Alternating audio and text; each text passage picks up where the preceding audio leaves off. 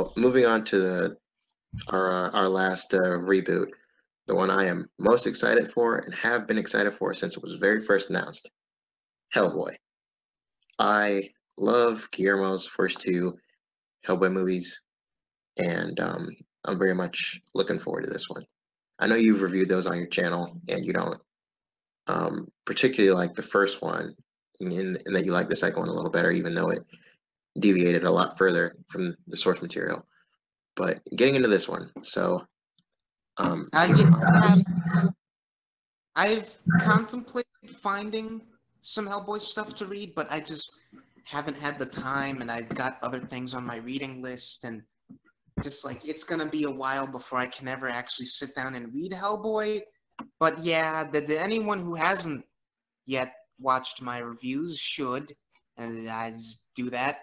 But yeah, I didn't dislike the first movie, but I'm a bit lukewarm on it. I really enjoyed the second one, and honestly, the main thing that kept me from being excited about this reboot was just that I was really looking forward to seeing more after the second one, with the way that movie sort of sets up where it seems like the characters are going after that film. But I don't know. I could see them doing something where the reboot could almost maybe function as like a continuation, at least, of the ideas in the previous two movies. I'll be really interested to compare like what those movies were saying next to what this reboot ultimately says. And we chose the perfect day to do this, as you mentioned, because of the promo pic release of David Harbour in costume. And I was a bit apprehensive because I'm just so attached to Ron Perlman's like visual as that character. David Harbour looks pretty much the same. Like outside of the fact that his beard doesn't have like the tie on it. well, It could be the I wouldn't go that far. This is they're similar, hand looks different. but I The think hand looks distinctly significantly different. Yeah, they're similar, but I think distinctly different. Um, the only big glaring thing that I don't like is the hair. I don't like that his hair is like drooped down and shaggy. I liked Ron Perlman's more like kind of samurai warrior look, and how he had like the bun tied in the back. I really like that. Um, but I this didn't eat kind that much of because of black. the shaggy look, I'm not really digging. But everything else is great. I think the choice to have his rock hand more kind of, what's the word I'm looking for? Uh, This looks something like it looks sort of glassy, almost like reflective. um, I wouldn't say that, but it's got a more geometric kind I of feel to don't it. know. Yeah, yeah, that is. But I mean, like looking at the photo, it just seems like I don't know. Maybe it's just me, but it looks like light things like. But yeah, it does look more angular, and I was not expecting that, but I think I like it. But yeah, let me read off all the basic summary of the reboot so we can get into more specifics. Like overall, I think well, as far as the way David Harbour looks as Hellboy, he's pretty much unrecognizable. Like Yeah. that is like Hellboy off the screen, off the page, I should say. Hmm. Um, but yeah, getting into the details. So David Harbour of Stranger Things is starring as the title character Hellboy in the Hellboy reboot, produced by Lionsgate, which is slated to begin filming sometime this month, and is also starring Ian McShane as Professor Bloom, Hellboy's adopted father, and Mila Jovovich from The Fifth Element, the Resident Evil franchise. She's starring as the Blood Queen, the film's villain, and we have Daniel Day Kim from Hawaii Five O and Lost, who will be playing a character in the film that um, that Deadpool star. Um, Ryan Reynolds? no, not Ryan Reynolds. The guy who played Ajax. Oh, Ed Skrein. He's not in it anymore. Yeah, he's not in it. He stepped down for the role due to controversial whitewashing complaints. I don't. Was So it claims or was it just he decided to because he didn't like it? yeah, now Daniel Day Kim, who is a Korean actor, is stepping in to fill in that role. Hmm. So I think we have a very, very solid cast here. I was um, shell shocked, surprised, and just elated when I heard that Ian McShane was going to be in this movie. Uh, yeah. I'm I'm still not entirely sold on David Arbor. Like visually, yeah, but again, just because I'm so like the previous movies are all I have to go off of in terms of like characterization. I can't see him playing that same type of character because all of his other roles have been so serious. Have you seen Stranger So Things? yeah, like he's like the grounded, down to earth guy in that show. Um, True. I think he still has charisma, and he has plenty of, well, not plenty, but he has a few solid moments of levity in that show. Um, Hmm. and that's all I've seen him in, and I could see him pulling off this character. I'm not too worried about him at all, performance wise. I think I might. I think a couple things, but I have to make absolutely certain that I'm not mistaking him for another actor. Because if I'm right, he was also in a newsroom, and he was not a big part in that show, but he was also again kind of the straight man to a bunch of more like out there personalities in that show. Let me see what else he's been in.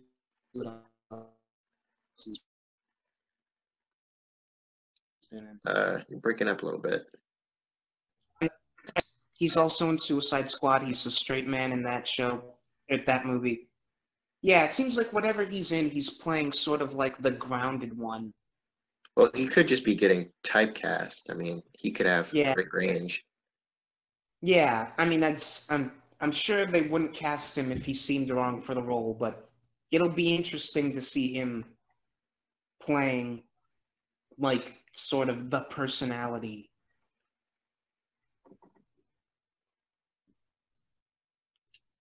Mila Jovovich is an actress who is definitely more, well, she's pretty well known for The Fifth Element and obviously the Resident Evil movies. Yeah, Um, did yeah, not do her justice.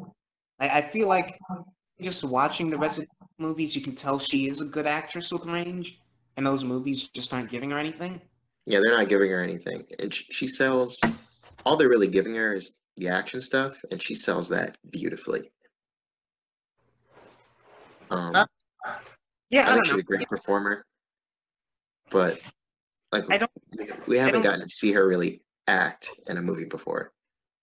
Yeah, I don't blame this on her, but I don't have that with the action in the Resident Evil movies just because I don't think they're choreographed that well. Like that's not her fault. It's just they look kind of like not engaging as action scenes. But again, like you said, Fifth Element, we know that she can do action scenes. So really, I guess I'm just looking forward to seeing her in a thing that I can enjoy again. And I like that she Or finally at the has a role outside those movies and something like yeah, this. at the very least, playing a role that like promises to give her stuff to do. I say that, but I don't know. Like we have, I feel like I have to be careful with what I look forward to in this movie because for all I know, her role could be sort of like generic movie villain, as has been the case with a lot of movies, like comic book or otherwise. Like villains tend to be sort of put on the back burner, but I don't know. Like we've talked about this before, how I feel like there are more good villains in most circles than people like to think there are, but I still do think there's a risk we run of like we cast her in a role and maybe we don't actually have anything great for her to do. Um, I I have a hard time believing that just because um, Mike Mignola, the creator and writer and author of Hellboy, he wrote the script and the screenplay for this movie. Hmm. Have you Um, is this movie going to be like your first like experience with the Blood Queen character? no, I'm actually reading an arc with her in it now, and it's really really good. Is she like does she look like she'd be interesting? Oh yeah, absolutely. She's a character who has very close ties to vampirism, and that's all I really want to say. But yeah, he um he did her really really well. Um, she's not a character that's used a lot in fiction, but he took her and really did some cool interesting stuff with her. Hmm. All right, in that case, I guess it'll just be interesting. I feel like all I can say with any of these reboots is it'll be interesting just to see how it comes off because we have more to go on with Hellboy than the other two, but we still don't have quite enough to go on where I can like express any confidence or real apprehension. Like once we get, I don't know, like A screenwriting, trailer. a trailer, directors, screenwriters, like Well, in that's the thing. We have screenwriters and we have a director. for Um, Hellboy, the who's the director is screen? Neil Marshall, and he directed The Descent, which is one of the best horror movies of all time, and he directed pretty much all the battle scenes for season 6 of Game of Thrones, I think. Huh. Oh yeah, I did hear that. Yeah, so So at least that's ends. But I mean, like with the other two things, like with the other two reboots, we really do just need to hear more before I can say anything. But here it's like, okay, it's a Hellboy movie. It's gonna be closer to the comics than the other two movies, and I guess I'm just really interested to see like how much of a difference that is. yeah, me reading the comics and having a feel for that, it is very much a different thing from what Guillermo did with it. It's much more darker, much more macabre, very gothic, and it's a kind of style and tone that would be more suited towards the R rating, which they're going for. Yeah, because I mean, Guillermo has a very like sort of he likes his monsters, he likes his horrifying visuals, but you look at both of those movies and there's really not too much about the general tone that even I think warrants a PG-13. Like, I might be overstating it, but get rid of the language and the smoking, and I think those movies could maybe be PG. Nah, Or at I least, wouldn't go that far just because of the violence. yeah, the violence is also a thing, but like, most of it doesn't happen to people, so I'm a bit iffy, but yeah, I don't know, something about the first two Hellboy movies, and especially the Golden Army, feels like, yeah, you know, I could let a kid watch this. Why not? Yeah, I It'll mean, be, it's done as tastefully as it can be, but one of my favorite scenes in the second Hellboy film is the scene with the Tooth Fairies and Hellboy and a team of agents are fighting the Tooth Fairies, and we see Tooth Fairies literally eat people alive. yeah. But I mean, maybe it's just a lot of stuff that I watched as a kid and that I see kids watching now has things that are maybe not that gruesome, but like have implications that get that dark. And it'll be interesting to see this take on this character that's more a don't let your kids watch this. and I feel like in our society we're slowly but surely getting away from that. Like to this day, I am shell shocked at how many kids, I mean, at how many parents brought their kids to see Deadpool and Logan.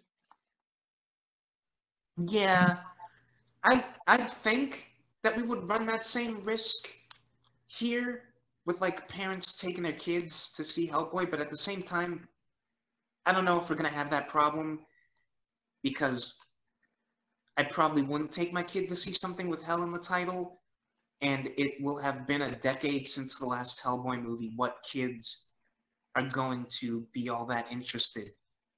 Like Deadpool and Logan were attached to major franchises. Deadpool kind of looks like Spider-Man, so I can see kids gravitating toward that, even the kids who aren't already part of like the big Deadpool meme fan thing. And so, yeah, I think Hellboy is definitely not going to have that the way that those two movies did. I'll be surprised if you hear any stories coming out of Hellboy that like parents took their kids to see it. Me too. Hellboy is definitely more of a cult following kind of thing. I'd be interested to see just how much this makes at the box office compared to Guillermo's first two movies. Because the whole reason that we didn't get a third one is because Guillermo wanted I can't remember what the exact number was, but he wanted a oh yeah, he wanted $200 million to make Hellboy 3. And And the second one didn't make as much as the first, so that wasn't going to happen. and not only that, both of those movies combined didn't even make 200 million. So Yeesh. that was just an outrageous, you know, number to throw at a studio, knowing full well that you can't give them that kind of return back. Although, I sort of wonder then again, it comes back to the Teen Wolf spinoff problem of like, it's been 10 years. Del Toro still, from what I've heard, was still interested in making Hellboy 3. Why not just let him do Hellboy 3 if you're going to do a Hellboy movie at all? Because like I'm sure he'd be willing to take it in a direction where you can make it rated R if you think that's going to help get more money. You can sort of do a rebranding thing because it's been 10 years and you can paint the franchises having like changed and like see what new audience members it grabs. I mean, like I get that calling it the third in a trilogy might put people off, and depending on how much of a direct follow-up it is, it'll be really confusing if they haven't seen the past two movies. But just on paper, if I'm like an executive, I'm like, okay, make a new Hellboy movie. You want to make the third one, whatever, just don't put 3 in the title, and we'll just brand it to market it to a new audience, and that'll get us our money. But with the same cast, that's the thing though. I mean, yeah, you could make the argument some of them are a bit too old, but like Ron Perlman was Especially willing to Ron do it. Perlman. He was willing to do it, and he wasn't even the youngest guy when they made the first two, so I don't know. That's fair, Like if but for Ron Perlman to be putting on, like I've seen the behind the scenes for both those movies, for him to be put on all those prosthetics and the makeup and the trench coat, like, and for him to be running around in his 60s. yeah, I guess it's just a matter of I'm honestly surprised to hear that he's only in his 60s because like the guy was graying like before I was born. I think it's just like I don't know. When you put it that way, like the practical applications of doing a third one this far out seem to outweigh like the potential positives. It's just one of those things that's a bit weird to me where it's like if what we're solely concerned with is making money and like getting new audience, then I think you could spin it to where a third movie in the trilogy does that as well as a reboot could. Like I won't be surprised if this doesn't make all that money, all that much on how it's marketed. But But here's the thing you got to look at though. Um, the Hellboy movies, um, I mean, yeah, studios greenlight movies so they can make money, but the studio wasn't looking at the Hellboy property and saying this is going to be, you know, Blade or The Matrix or, some big, one of those big popular franchises that people look back on and they just love and make solid amounts of money at the box office. Hellboy, um, Hellboy 2 got made because Del Toro fought for it. The studio didn't immediately greenlight a second one. He fought for it. Hmm. Um, Yeah. and with the third one, I mean, that was more, again, the studio wasn't coming to Del Toro asking him for a third one. He had these guidelines that he wanted to meet, and no studio was willing to give him that much money, so it just didn't happen. Which fair enough. I mean, I don't know. Everything you're saying is correct and makes sense. It's just I'm wondering, like, who at the studio is sitting down and decides that there's really all that much money to be made in a Hellboy reboot if that's what happened with the last two movies. Outside of the idea that just, okay, Deadpool and Logan set a precedent, we can do R-rated, let's do R-rated and see how that works. Yeah, that's probably the majority of it, especially because this reboot didn't even get made because the studio was thinking Hellboy would be a viable property. This reboot is getting made because Mike Mignola, the creator of Hellboy, really wanted to make a movie, which is why he saw this through from its very inception. He went and wrote the script, um, and was very integral in terms of getting people cast. Like he had this in his head for years. Um, and it just so happened with the resurgence of, well, not the resurgence, because this is kind of a fairly new thing, but with movies like Deadpool and Logan setting this kind of precedent, studios are more willing to try stuff like this. Hmm. Yeah, this is out of all these three that we've discussed so far, this is the one that I'm probably gonna make a point to see when it comes out, just because I want to see how it's done. But then again, I'm still I'm still at a place where, like, if it's not marketed in a way that grabs me, I might wait for like a home release or something. Or Um, yeah. with me, um, like loving the first two movies as much as I do, and loving the comics right now that I'm reading, I'm definitely going to see this in theater. At least that's how I feel right now. If the marketing campaign starts, and for some reason it's lackluster, I might do the same thing and wait for VOD or home release. But as of right now, I'm pretty much dead set on seeing this in theater. Um, Hmm. so yeah, overall, not really looking forward to that Teen Wolf reboot.